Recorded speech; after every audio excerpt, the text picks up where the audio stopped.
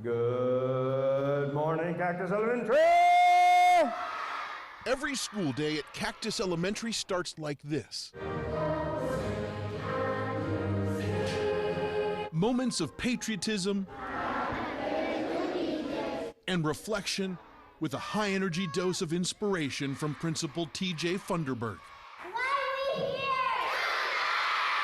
we here? You do that every morning? Yes, sir. When I looked out on the student body this morning, I mean, it's quite something to think that we're in the Texas Panhandle, and that's what your student body looks like. It's always very eye-opening to people that come here. We've got 13, 14 different languages, all these different cultures represented. And yeah, we're up here in the heart of the Texas Panhandle. Everybody think it'd be farm and ranching country and kids in cowboy hats, and we've got just about a little bit of everything. The population in Cactus, Texas is about 3,000 people, but the diversity is staggering. There's an African restaurant, safari restaurant and halal meat. There's an Asian grocery store. There's a Mexican butcher shop. There's a Guatemalan grocery. There's also an Islamic center. What draws so many immigrants and migrants here to a community like this is the work, and it is brutal, back-breaking work. There is a meat processing plant that runs 24 hours a day. There are dairy farms that run nonstop. These are the kinds of jobs that the United States economy and food supply rely on every day. It's also the kind of work that only immigrants, by and large, are willing to do.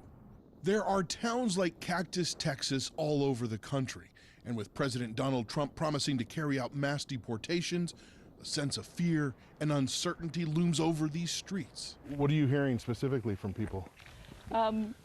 They're scared. They don't know if they're gonna be able to stay here. You know, a lot of them have been here for decades. They've built their lives here, their kids are here, you know, everyone they know is here. Elizabeth Oliveros grew up in Cactus, the daughter of immigrants who became citizens and earned their living working in the city's meat processing plant. She went away to college, became a lawyer, and moved back to Cactus to work as an immigration attorney. And if there were to be mass deportations here in this city, what would happen to it? It'd be quite empty, I think. There's a lot of people here that don't have status, that keep a lot of the businesses, the smaller businesses around here running. So if immigrants leave, I don't know where they're gonna find workers as hardworking as some of the immigrants. As we walked the streets of Cactus, it was clear that most residents, regardless of their immigration status, didn't want to speak with us on camera, and especially didn't want to talk about President Trump's deportation dreams. You know, I don't like politics. I don't like. The fear among many in this town and other agricultural communities across the country is that vital food production would be paralyzed and communities torn apart. The meat processing plant here says it only hires people authorized to work. Under different management in 2006, the plant was raided by immigration authorities. About 300 people suspected of identity theft or being in the country illegally were detained, many of them deported. Elizabeth Oliveros remembers the day clearly. I was in elementary school, and I remember they had to keep us because they didn't know how many of us, our parents were gone. And a lot of my friends, their parents were gone. Wow. They got deported. 9. The children at Cactus Elementary are mostly oblivious to the political storms brewing outside these school walls. Principal T.J. Funderburg is bracing for whatever comes next. It's just the unknown that scares me to death.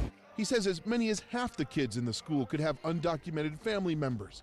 These are the kinds of places where the reality of mass deportations could play out. To the people who are going to be making these decisions about deportations, whether it's mass deportations, just broad or targeted, what's your message to them?